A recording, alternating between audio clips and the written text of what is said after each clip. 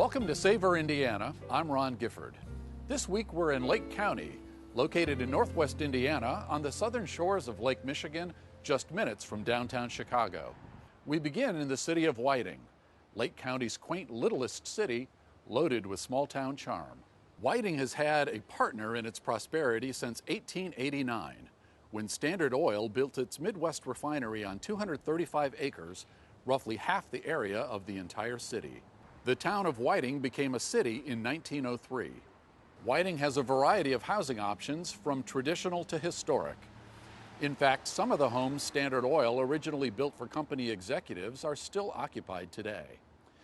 But 119th Street is the heart of the business district.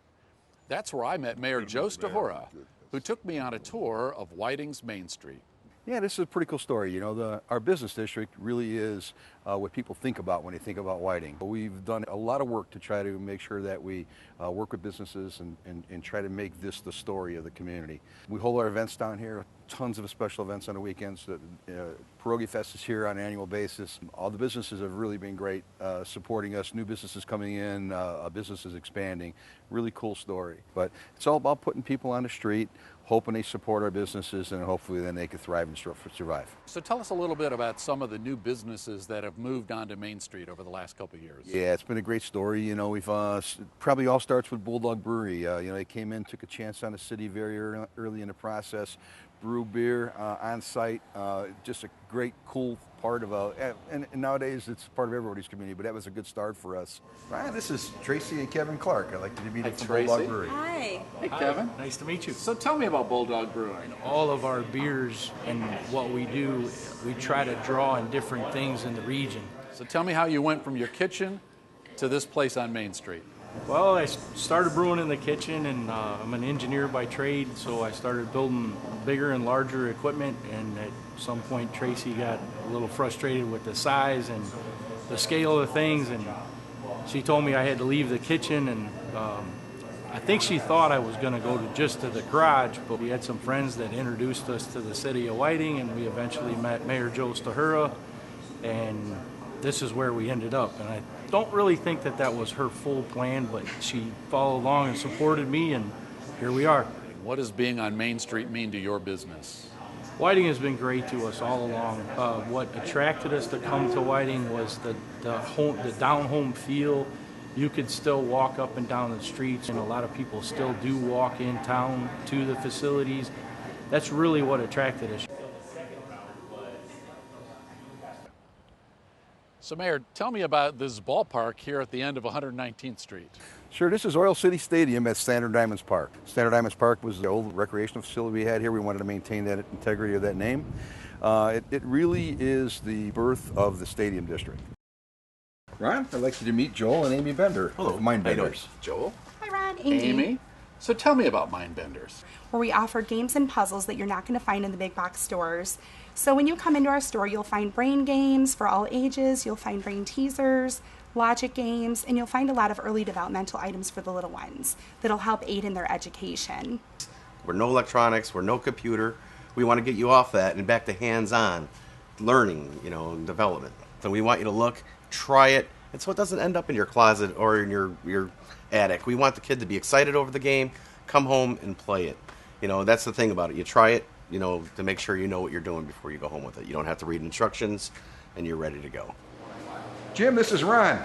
Ron, good to meet you. Jim, good to meet you too. Yeah. Hey, so tell me about Beggar's Pizza. So we came up to Whiting, and we're walking down Main Street, and everybody's so friendly here. They come running across the street, they introduce themselves, and we told them we were interested in opening up a location here, and it's, well, you got to meet the mayor, and you got to meet this person and that person. We went to City Hall, and we were introduced to Mayor Joe, and holy man, we were just blown away by his vision of the city and what he's doing here with the Lakefront, and his vision was just, we had to come here. It was a no-brainer, and I have no regrets so far. But we focus on a lot of deep dish pizza here, thin crust pizza. We're right in the center of town here. We know everybody now. I can walk to the bank. I walk to the post office. People, hey Jim, how you doing? It's so friendly. It's just small town heart of America here, and we just love it. We love it. Mayor Joe, thanks so much for the tour. For a small city, you have a lot going on here. And for more information about Whiting's past, present, and future, check out our website at savorindiana.com. If you look up the word pierogi in the dictionary, you'll find that it's a pocket of unleavened dough around a sweet or savory filling, usually boiled, but potentially they could be fried. Whiting's Pierogi Fest has grown from its humble beginnings on a side street in 1999 to this.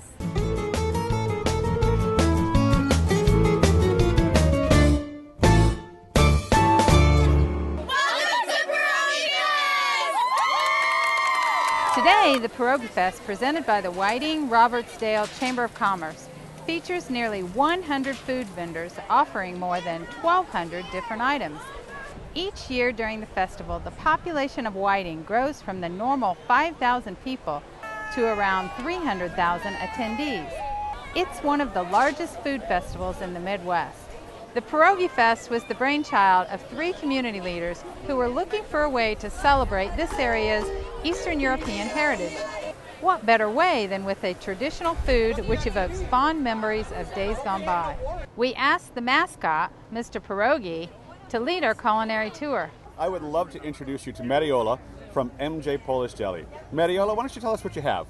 We have a lovely sauerkraut, which we make ourselves. We have our homemade potato pancake with some applesauce. We have meat pierogi, which is pork and beef mixed together with spices, secret.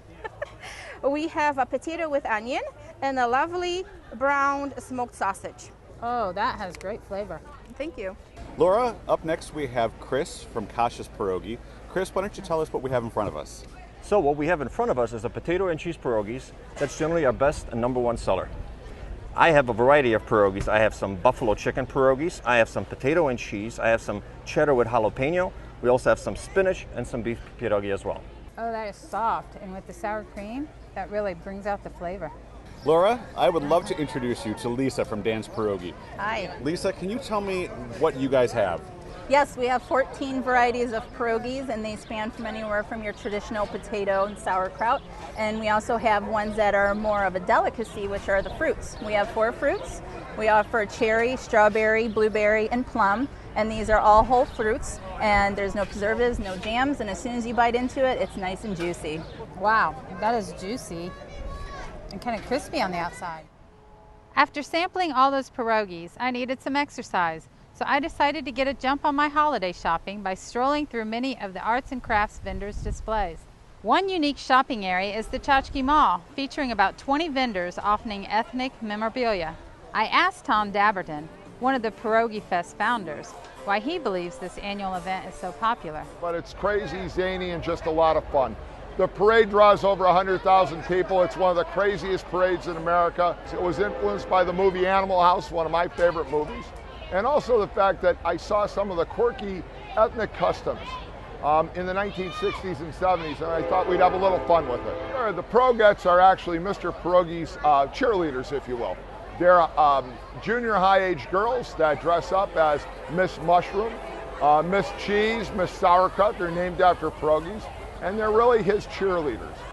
The Babushka Brigade is really a salute to the old ethnic ladies that wore house dusters and walked around with feather dusters and really helped make the community what it is. They're a lot of fun, and it's a salute to everybody's grandmother.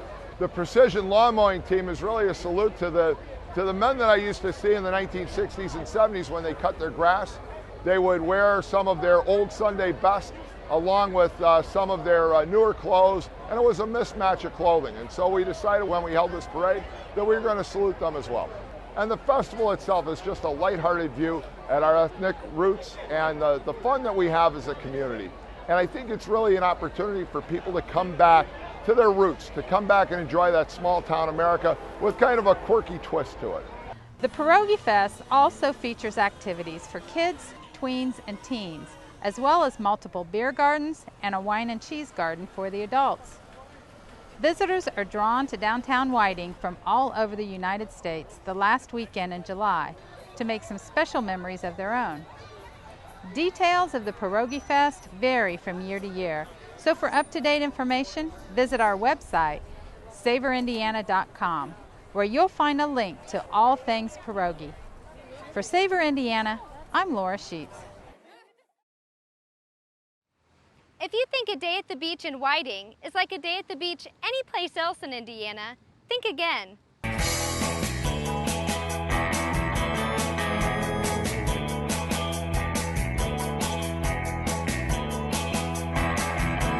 That's because a large part of Whiting's redevelopment plan has been implemented here, along its almost 3-mile-long Lake Michigan shoreline. It took about 7 years, but today, Whiting's Lakefront Park, Walhalla Beach, and the Woe Zone are all proof of the plan's success.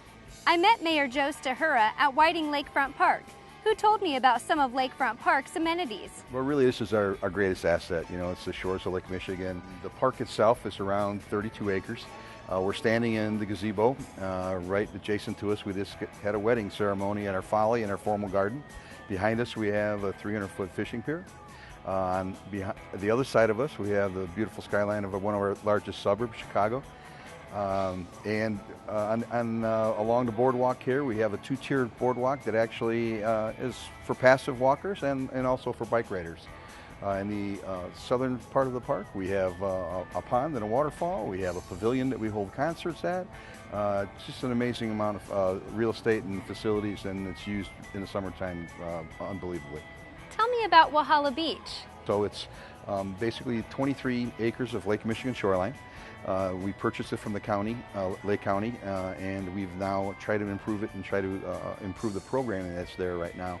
And it's really a sand beach. On great days in the summertime when it's warm, you'll see 3,000 or 4,000 or 5,000 people show up just to enjoy the water. And of course we have lifeguards there, so it's a very safe environment for the family to come and enjoy the day. What about your inspiration for the Woe Zone? Yeah, the Woe Zone was an interesting project. We were trying to find ways to bring people to the city and to utilize the beach more. So we did some research on past history of our park, and in the 20s and 30s there was actually permanent slides and swings that were actually positioned in the water. So that led us to start looking for inflatable things that we can maybe put out in the water and bring back in at the end of the day. And we came across some floating devices, and then the floating devices led us to the Wibbit site, which is the manufacturer of the Woe Zone. That led us to the distributor, and we have a great partnership now with them to where they provide all the equipment and they staff it, and we bring people to the community from all over the Midwest. How about we go talk to Rich and get some more details on the Woe Zone? The nicest part about the Woe Zone and the whole idea behind it was to have people come out and just have a lot of fun, and it's active recreation. One of the things we're finding with children and young adults is that they're spending so much time with their electronics, but they don't really go out and experience things. So this is really like a live video game. They fall down, they have to pick themselves up, and they have to move to get to the next part. So it's just a lot of fun, a lot of exercise, and very challenging. How do you ensure the safety of your guests? Well, so we have a couple things that are going on for safety. One is every child and every adult, whoever's on the equipment, needs to wear a life jacket at all times. No one is allowed on the Woe Zone without a jacket. We give them a orientation. Before each session starts, we get together with all our guests, and we basically go over all the rules. And our number one rule here at the Woe Zone is to always have fun.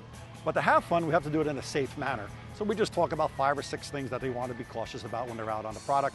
We have certified lifeguards and also beach attendants that are looking out at the product as well.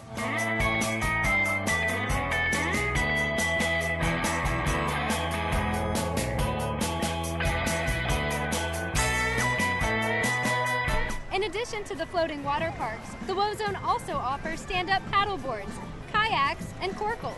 For detailed information to help you plan your trip to Whiting's Lakefront Park, Walhalla Beach, and the Woe Zone, please visit our website at savorindiana.com. For SAVOR Indiana, I'm Samantha McBarnes. Many people think of Indiana as being landlocked, but residents in Lake County know that that's not true. With the northern boundary of Lake Michigan and George Lake and Wolf Lake to the south, water abounds. The Hammond Port Authority operates many of the recreational facilities on and around these lakes. In addition to traditional boating, sailing, and fishing, Hammond offers a 7-mile lakeside bike trail, windsurfing and kayaking, as well as golf and sailing instruction. To learn more about these public facilities, I met with the Port Authority's director, Mylan Krasinski, at the Hammond Marina, located on Lake Michigan next to the Horseshoe Hammond Casino. We're the umbrella organization for a number of facilities and businesses that Mayor McDermott has asked us to take care of. We start here at the Hammond Marina. Here we're at about 900 slips, and it ranges in size from little jet ski drive-up ramps to 100-foot head pier slips. We're at the best end of Lake Michigan, we feel, at the southern end. We've got a lot of opportunity for folks to build community and to come out and have fun. How far is the marina from Chicago? Literally across the lake, 20 nautical miles or less, depending on where you want to go in Chicago. We have the city, downtown. We're looking at a nice cruise of probably about an hour to hour and 15 minutes, and folks could go across lake. So what does it mean to be designated as a clean marina? The boaters especially like it because their boats that are bobbing around in the water literally stay cleaner. We were the first clean marina in the state of Indiana. We're very proud of carrying on that designation and everything that goes with that. You have a really interesting program on your website called Sail Away. Tell us about that program. Sail Away started in 1994. It was brought over as a thought from the city of Chicago, borrowed their thought on a program called Judd Goldman, where they were able to take folks that had disabilities and be able to give them an experience of putting them in a boat and teaching them how to sail. We've taken on a lot of folks that are able-bodied, and they get to enjoy the program as well. We're just so happy that folks could come out and enjoy. A day like today is a perfect day to go sailing on Lake Michigan. The wind's blowing, the wind is free, and put the sail up and take off. Tell us a bit about Wolf Lake. Right now the lake is used for bass fishing tournaments, for a lot of walleye fishing, but it's more than just fishing. It's multi-recreational use. So we have the Port Authority rents out kayaks, canoes, paddle boards. The windsurfers and kite surfers love Wolf Lake. They come from all over the Midwest to come out and have a lot of fun on the lake. So multi-use, multi-recreational, and a good mix for a lot of different folks to come out and use it. What other amenities are available at Wolf Lake Memorial Park? The splash pad is geared for kids up through the age of 12. It holds 0 water, so there's a lot of good drainage. And literally it's what it says. It's able to splash water on everybody, get everybody cooled down on a hot day, and kids get to enjoy themselves very, very affordably. Tell us about Lost Marsh Golf Course. We don't want anybody to have to pay the same kind of fees that they pay in Chicago or golf in any of the suburbs of Chicago. So we are affordable. At times throughout the season, we could even be $40 less for a greens fee per person to come out and golf at Lost Marsh. We hope you've enjoyed this quick tour of some of Hammond's outdoor recreational options. For more information about these sites, visit SAVORIndiana.com, where you'll find links to the Hammond Port Authority website, providing maps, calendars, rates, as well as activity and event schedules. For SAVOR Indiana, I'm Ron Gifford. Northwest Indiana is a busy, bustling place, but its lakes give residents and visitors an oasis of peace you might not expect, where the music is provided by the birds, wind, and crickets. Being blessed with several serene lakes like George Lake, Wolf Lake, and Lake Michigan provides a contrast to the fast pace of the region's workaday world. But for 5 days every summer, the quiet, peaceful setting at Wolf Lake Memorial Park becomes something else entirely.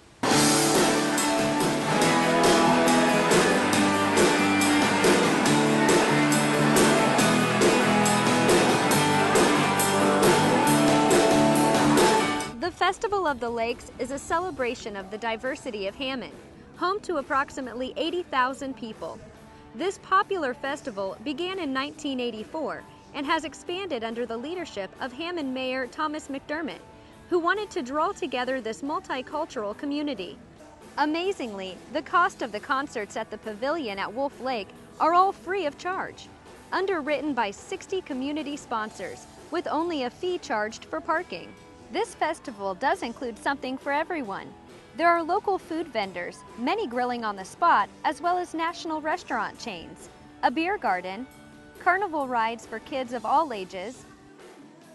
Aaron Hedges is one of the founders of the Craw Puppies, a popular local band which has opened for many headlining entertainers at the festival over the years. They have a lot of great music, and they've added all the rides and the vendors and things, so it's been a pretty good experience for Hammond, I think, for a lot of years. The stage is very acoustically sound. It sounds great anywhere that you walk in this park, whether you're standing up front, whether you're in the back, and it's very crystal clear. So Northwest Indiana is really home to some of the best talent that you'll find anywhere. I think, our parents let us practice, and the neighbors are far enough apart, the houses are, to where we can really get good. And we have local music stores that help facilitate that. So as the area has progressed with the music, then the musicians that we create are great, and then the musicians are the one teaching the lessons. So it just keeps perpetuating, good musicians in Northwest Indiana. Heck, Michael Jackson's from here, right? Music is the glue. Music is what holds this festival together. I mean, you won't go to a good festival without there being good music. They just don't exist that I know of. Every summer in Hammond, the Festival of the Lakes provides an opportunity to experience live musical entertainment at a cost that won't break the family budget. You can find details for this annual festival through a link on our website, savorindiana.com. For Savor Indiana, I'm Samantha McBarnes. Don't you just love when you find a real go-to restaurant that the locals just rave about? Welcome to El Taco Real, located in Hammond since 1974. Raimundo Garcia is now in charge of the day-to-day operations, and he guided me through a tasting of some of their dishes. Raimundo started me off with one of their special recipe, pina coladas. We try to do everything differently here at Taco Real. So this is our pina colada. It's a little different from normal pina coladas. Can you taste the difference? It's more tropical. It's more tropical, exactly. It's Kahlua. Just a little bit of Kahlua adds a tropical flavor to it. It brings out almost chocolatey, brings out the coconut, brings out the pineapple. So the day we came up with our own margarita mix, we put together every conceivable ingredient for margarita on the bar, everything. And we had a special meeting with my staff, after hours, of course, and we made batch after batch after batch of margaritas until we came up with the perfect margarita. But by that time, we were so hammered, we forgot how we made it. We had to do it all over again. We're lucky enough to have in Northwest Indiana, 18th Street Brewery here in Hammond and Devil's Trumpet in Maryville. And so we bring in the small microbreweries, the Saisons, and we feature them here at Taco Real. For appetizer, Raimundo suggested the queso fundido, sauteed onions, tomatoes, jalapeno peppers, and spices, topped with a layer of broiled Mexican cheese. Oh, that has a lot of flavor. Very popular. Mm-hmm.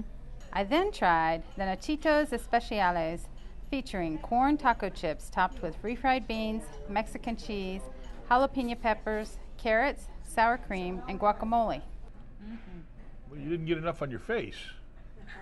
People ask me how to describe my kitchen, how to describe the restaurant, and I like to say that we have an honest kitchen or a scratch kitchen. We don't take anything out of a jar or can that we can't make ourselves, and that's really important to us. When somebody at home makes a small amount of taco meat, for example, for their family, it's made in a certain specific way. But when you make as much as we do, we talk about hundreds of pounds, you have to come up with different ways of making it in order for it to be the same as it was for 3 pounds at home. I use a candy stove, and a candy stove is not typically used in a restaurant. The secret about a candy stove is it's very high BTUs, 60,000 BTUs in a small space. For entrees, I sampled the enchiladas, corn tortillas, which are sauteed with fresh-made chili ancho and filled with your choice of cheese, chicken, pork, or beef, all topped with their special sauce. Soft pork, no fat, no gristle. A lot of meat in there. Raimundo suggested that I also taste El Taco Real's pollo con mole, boneless chicken breast, sauteed in traditional Oaxacan mole, made with chocolate, roasted peanuts, chili pasilla, and ancho. So you taste a little savory, a little sweet, complex flavors. I do. So chocolate isn't just for dessert anymore, is it? That's right. It's not. Next up was the chili relleno. This is my grandmother's recipe, actually, and we were struggling with having the peppers to be too spicy. So we added a little bit of roasted and cooked raisin into the meat. So there's a sweetness that just cuts the heat from the pepper. Doesn't make it sweet, sugar sweet, but it takes away a little bit of the heat from the pepper. It has a lot going on. It's a lot of stuff. By this time, dessert should have been superfluous, although they have an extensive dessert menu. But Raimundo insisted that I try the house specialty, fruit finale, a bed of vibrant strawberry sauce topped with a puff pastry shell, layered with a cream cheese base and filled with seasonal fresh fruit. We've had a festive time in Northwest Indiana, experiencing the renaissance of the city of Whiting, a small lakefront community only minutes from downtown Chicago. The unexpected and tasty Pierogi Fest, celebrating Whiting's heritage in a fun-filled way. Whiting's Floating Water Park. What a unique way to experience Lake Michigan. The Hammond Marina, Wolf Lake Memorial Park, and the Lake Michigan beachfront, offering different ways to enjoy the waters of Northwest Indiana. Hammond's Festival of the Lakes, offering food, fun, and music in a carnival atmosphere. Thank you, Raimundo, for sharing your hospitalities and your family's achievements with me. It's my pleasure. Remember to visit our website at savorindiana.com for links to information about all the places we visit in our shows. For Savor Indiana, I'm Laura Sheets.